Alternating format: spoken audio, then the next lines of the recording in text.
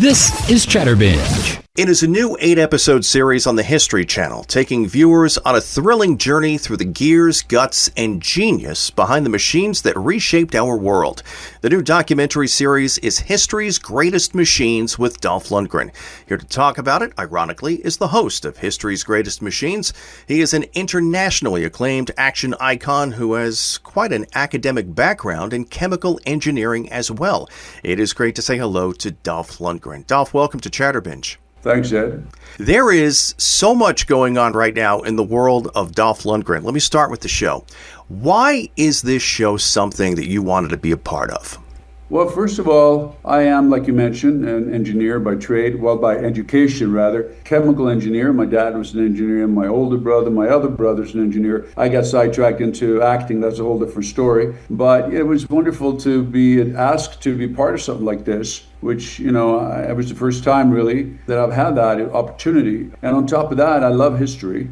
And obviously, when you're speaking of history's greatest machines, you're talking about history. You're talking about how we went from sleeping in a cave with a club next to us to going to the moon or driving around in a Tesla, listening to your show on the radio. I like that. See that? He weaves the show into the answer. That's good. I think this show comes along at the perfect time, Dolph, because as we become more and more immersed into a digital world and we live deeper into a world of artificial intelligence as well, I wonder, do we risk losing the appreciation of the wonderful complexities of the analog world that got us here in the first place? Yes, I think you're very much right. People take things for granted because their brain is being pumped full from little devices, iPhones, and there's nothing wrong with them, of course. But in the old days, you were taught the big inventions like the gramophone, the telegraph, the combustion engine, rocket engine. You were taught these things in school, and I think people understood where they fit into our history, but I don't know if people do that now. And I think it's important sometimes, like you said, to stop and think about how did we get here and be appreciative of that. One of the most interesting things I ever did in school was 7th grade. We had a small engines class. We had to take apart a lawnmower engine to see how it actually worked. And to me, that was one of the most exciting things we did ever in school. I would be remiss if I didn't mention another new venture. It's the launch of Hard Cut Vodka. Now, you founded this brand with your wife, Emma, who has been quoted as saying, "Our vodka is like Dolph in a bottle." I love that. For some reason, that just stayed with me. So tell me about Hard Cut and the impetus you and Emma had to start this. Well, thank you. Yeah, I was dating her and I couldn't find a vodka I liked. We were up in Santa Barbara and I was complaining too much. I said, "Hey, you're a chemical engineer. You played a Russian, you're from Sweden. You should be able to come up with some vodka."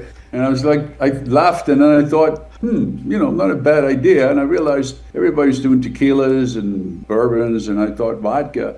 Yeah, I used to drink a lot of vodka when I was younger. And so I started looking into it. And then finally we found one in America, which is good for us. In Idaho, good for everybody. Close, great potato vodka. You don't have to ship it in with different tariff wars going on and everything from Poland or someplace. Like she says, Dolph in a bottle. Well, the bottle has the shoulders, and it's also 90 proof, so it's a little more powerful, just like He-Man, more powerful than the rest of them.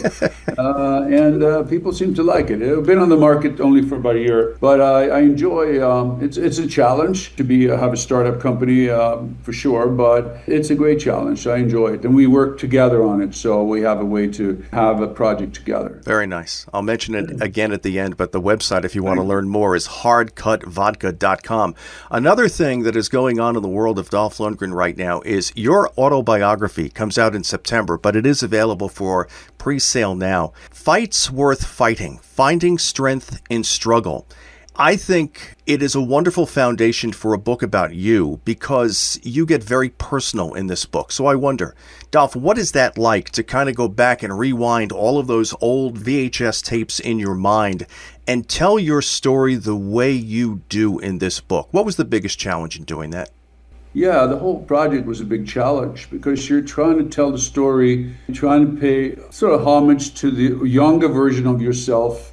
And at the same time, you want to entertain the reader. So you want to tell your story in a entertaining way, but at the same time, you want to be honest. And and I wanted to tell the truth about everything, what I was thinking, how I felt about things, what it was like to become famous, my childhood abuse, my dad, the cancer journey I've had, all of those things that people may have read about in an interview or something. But when you put it in print, it's a very personal medium, actually, because every word you have to decide what is that word, and it's there forever. You can't change it. So it was a lot of pressure, but I feel good about it.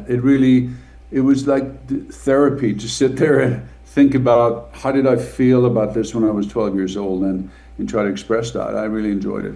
So when you finish the book and you go back and you take a look at it, because when you write a book, it's not a 2-week process. You'll go back and see something that you wrote 7, 8 months ago, whatever. Does it surprise you how open you are in the book? Yeah, and I like it. I like that it's that way. I like that it's open, and like they say, you're only as sick as your secrets. The more secrets you hang on to, the worse it is for you psychologically, usually. So it's nice to just let it all out, and maybe other people could speak about their situation because they see that, well, this guy who's plays all these, these invulnerable characters, can speak about it maybe then I can too. If Ivan Drago can deal with it, so can I. And that leads me to this. If Ivan goes to therapy, then I'll do it. There you go. It's very well said. When it comes to that role, I found it fascinating when you reprised the role in 2018 in Creed 2, because I'm someone who remembers that role so vividly from 1985 when Ivan Drago hit the world. As an actor, when you revisit a character like that you first created in 1985 and then there you are again in 2018, that's a long time. You've changed as a person. You change as an actor.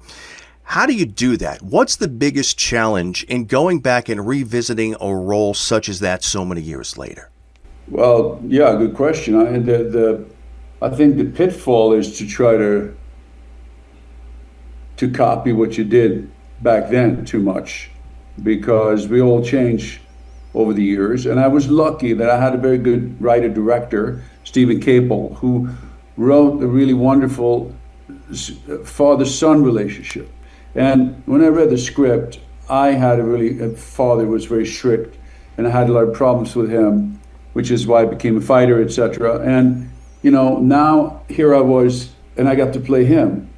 I got to play a very strict father who is so desperate to take revenge for what happened to him that he doesn't care about his son. His son is just a vehicle.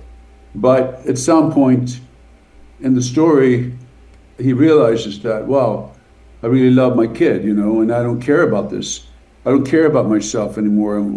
The old, my old hang-ups, and I thought that was the beautiful part of it. So if I wanted to sort of get that across, and that became my action as an actor, that became my job. So I wasn't really playing, I was playing more of the interior of the character than I think I did back with Rocky IV. Absolutely. Well, there's a lot going on in the world of Dolph Lundgren. History's Greatest Machines with Dolph Lundgren airs Mondays at 10 p.m. Eastern and Pacific on the History Channel. You can learn more about Hard Cut Vodka by visiting hardcutvodka.com.